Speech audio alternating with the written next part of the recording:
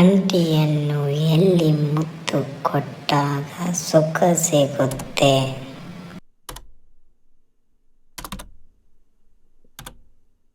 ಅಂಟಿಯ ಸೊಂಟಕ್ಕೆ. ಆಂಟಿ ಯಾವ ವಯಸ್ಸಿನ ಹುಡುಗನನ್ನು ಇಷ್ಟಪಡುತ್ತಾಳೆ?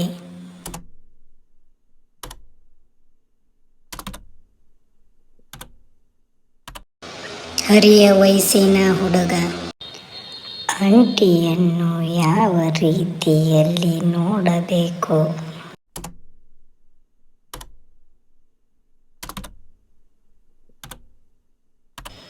ಕಣ್ಣಲ್ಲಿ ಕಣ್ಣಿಟ್ಟು ನೋಡಬೇಕು.